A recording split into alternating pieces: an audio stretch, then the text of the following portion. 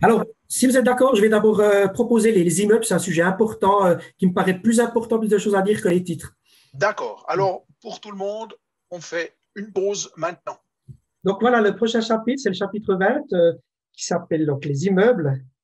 C'est un chapitre en lui-même, voilà, donc on rencontre ça fréquemment, hein, Pour vous tenir informé des nouveaux cours et exercices corrigés de Better Study, n'oubliez pas de vous abonner à la chaîne et de cliquer sur la cloche. au quotidien dans les entreprises. Bien sûr, ça concerne les régies immobilières, les propriétaires d'immeubles, et puis toutes les entreprises hein, qui ont des immeubles. Les écritures liées aux immeubles sont pas forcément compliquées.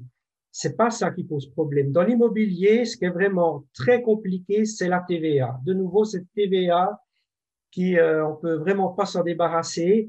Donc, c'est vraiment un truc d'hyper complexe. La TVA dans l'immobilier, c'est peut-être le plus compliqué qui existe avec la TVA dans les collectivités publiques. Donc, c'est pour ça que lors des 20, 30 prochaines minutes, je vais vraiment vous rendre attentif à cet aspect TVA sur l'immobilier. C'est important d'être au courant parce que quand on parle d'immobilier, c'est toujours des gros montants, que ce soit des locations qu'on encaisse, c'est vite, très rapidement, des dizaines, voire des centaines de milliers de francs. Et puis, quand on vend des immeubles, on achète des immeubles, c'est vite des millions, voire des dizaines de millions de francs.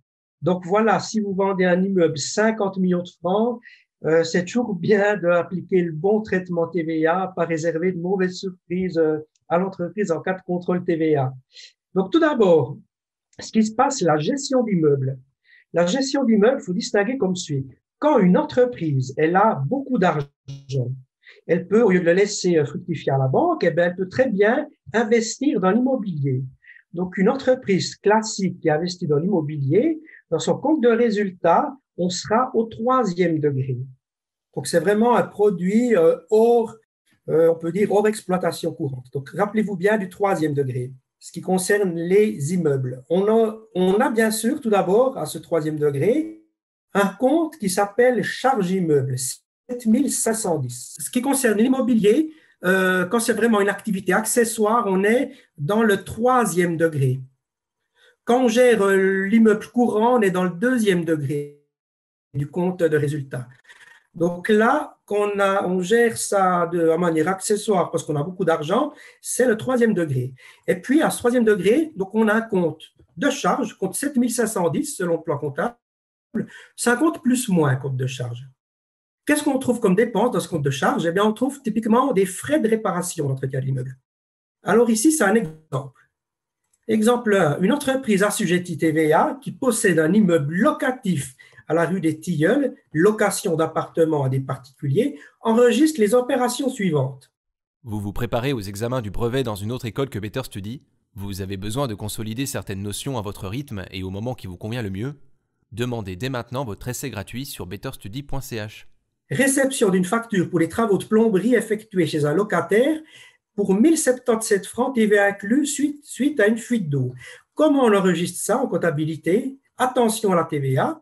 On enregistre le montant hors taxe 1000 francs charge immeuble, compte 7510 pour 1000 francs. Au crédit, le compte créancier immeuble tilleul 1077 francs.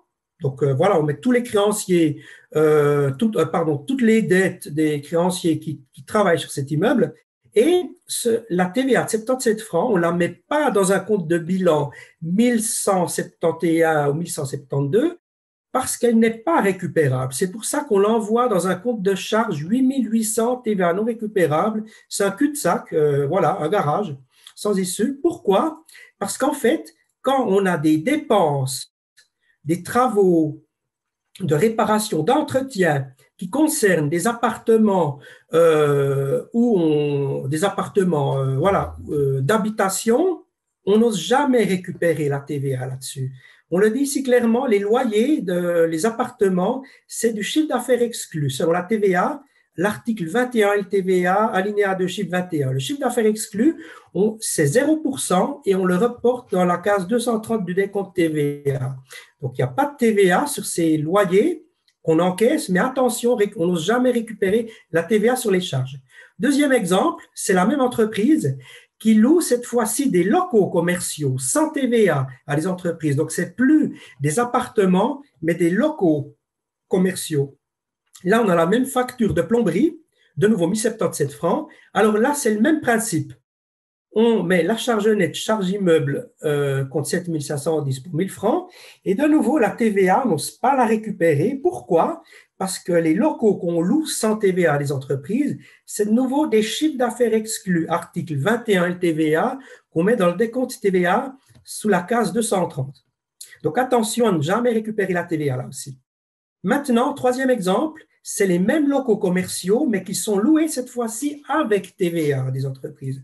Ce qu'il faut savoir, ces chiffres d'affaires exclus, les locaux commerciaux, on peut décider de les soumettre volontairement à la TVA. C'est ce qu'on appelle l'option, selon l'article 22 LTVA. Donc, c'est les chiffres d'affaires exclus sans TVA à la base, mais qu'on soumet volontairement à la TVA selon l'article 22 au taux de 7,7. Pour quelle raison? Eh bien, pour qu'on puisse récupérer cette fois-ci l'impôt préalable de 77 francs qu'on mettra cette fois-ci dans un compte de bilan 1171 impôt préalable.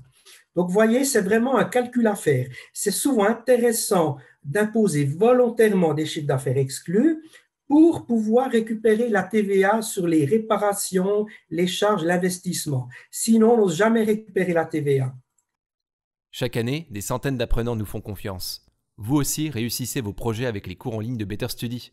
Contactez notre institut pour votre essai gratuit sur betterstudy.ch. Et surtout que la TVA qu'on facture sur les loyers, ce n'est pas l'entreprise qui la supporte, c'est le locataire, donc que ce soit l'entreprise ou bien un particulier. Voilà, l'entreprise, elle fait collecter la TVA, puis ensuite la reverser à la FC Berlin. Par contre, l'option, il faut savoir, elle n'est jamais possible sur les appartements qu'on loue à des particuliers ici. Les appartements, c'est toujours 0% de TVA. Donc, dans tous les cas, sur les charges, on n'osera jamais récupérer la TVA. Maintenant, qu'est-ce qu'on a comme autre dépense dans ce compte de charge 7510?